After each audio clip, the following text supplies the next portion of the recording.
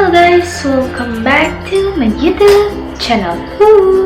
Jadi di video kali ini, seperti biasanya aku bakalan ceritain lagi tentang cerita horor. Jadi di video kali ini aku bakalan ceritain misteri insiden Dyatlov Pass yang 9 orang meninggal di atas pegunungan Ural. Jadi buat kalian sebelum nonton video ini, kalian harus like, comment, share, dan subscribe.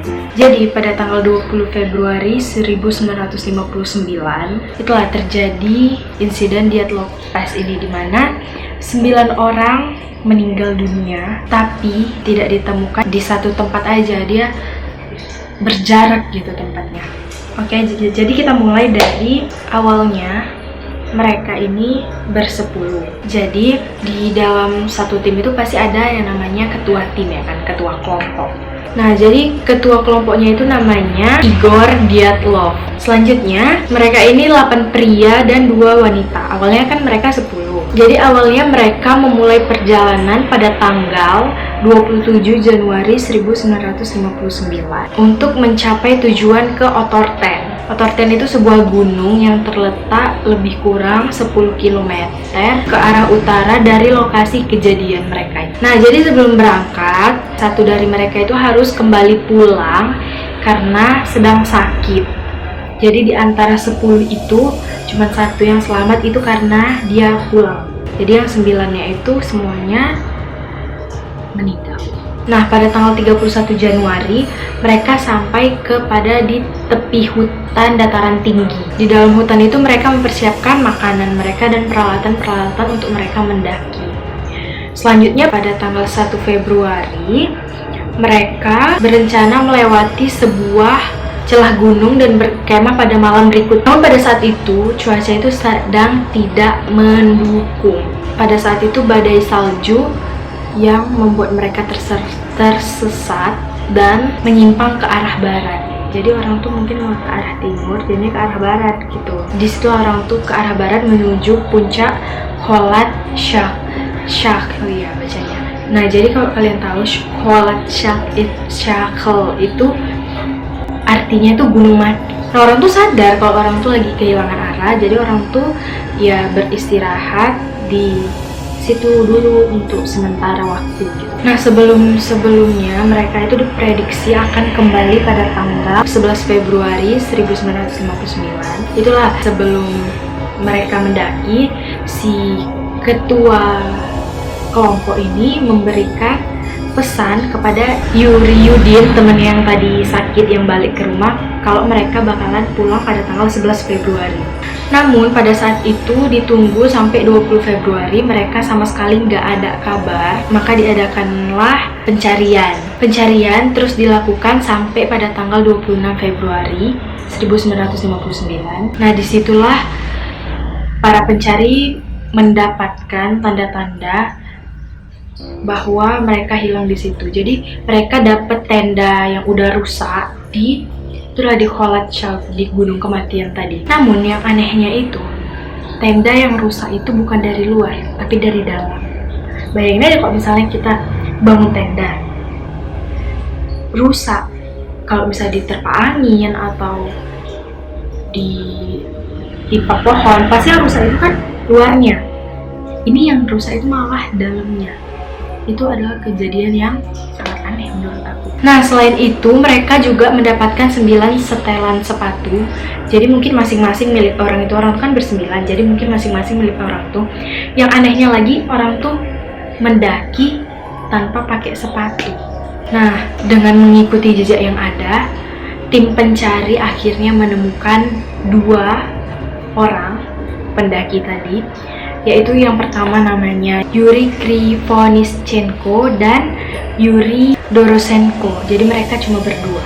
Nah, mereka ditemukan bukan di pohon cedar setinggi 5 meter yang cabang-cabangnya itu udah rusak dan mereka hanya mengenakan pakaian dalam. Nah, kalau dilihat dari kondisi pohon yang ada di dekat mereka, bisa disimpulkan bahwa para korban sebelumnya berusaha memanjat pohon tersebut. Mungkin bisa jadi untuk bersembunyi dari hewan buas atau dari manusia. Nah, nggak jauh dari sana akhirnya tim pencari mendapatkan 3 orang lagi, yaitu Igor Dyatlov, itulah pemimpin kelompoknya tadi, terus Zinaida Alexeyevna Kolmogorova, sama Rustem Slobodin. Mereka bertiga itu ditemukan terpisah dengan jarak 300, 480 dan 630 meter dari pohon yang 2 orang tadi ditemukan. Dan setelah mereka ditemukan, mereka dilakukan otopsi, dan hasil otopsinya itu menunjukkan bahwa mata mereka itu semuanya buta. Nah, jadi kan udah baru 5 orang yang ditemukan. 4 orang kemudian ditemukan bukan di waktu yang sama, tapi 2 bulan kemudian baru ditemukan. Dan mereka tertimbun salju setinggi 4 meter dan lokasinya 75 meter dari hutan pohon cedar tempat mayat kawan-kawan yang sebelum ditemukan. Keempat mayat ini ditemukan dengan pakaian yang lebih lengkap dari yang 5 orang sebelumnya. Namun, yang anehnya keadaan mereka itu lebih parah dari yang sebelumnya. Yang 1 orang ditemukan dengan tulang tengkorak yang hampir pecah. Yang 2 orang mengalami patah tulang dan luka parah di bagian dada. Itu lukanya itu kayak seperti tertabrak mobil dengan kecepatan yang tinggi. Terus yang 1 lagi itu kedua bola matanya hilang, bibir sama lidahnya itu hilang sebagian.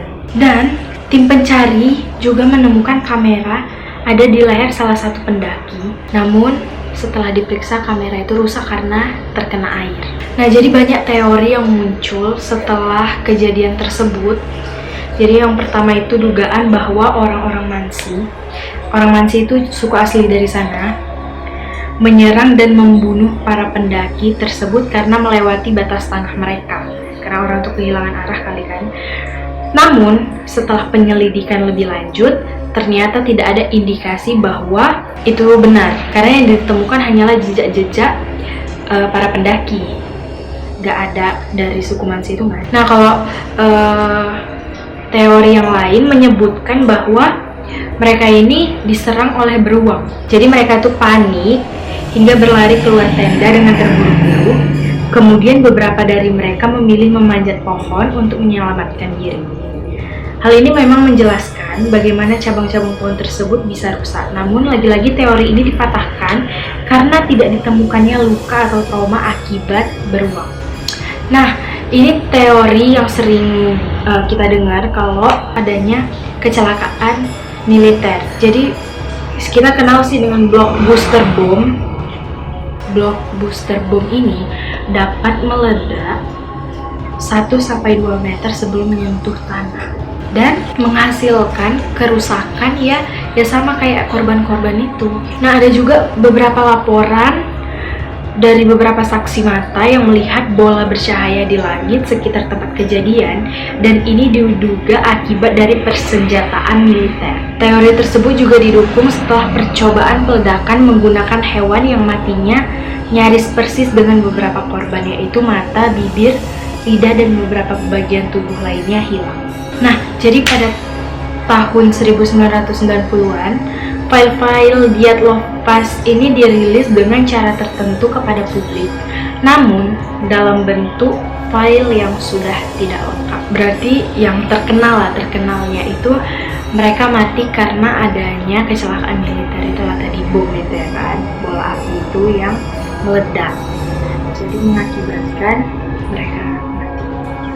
Udah guys, jadi segini aja videonya.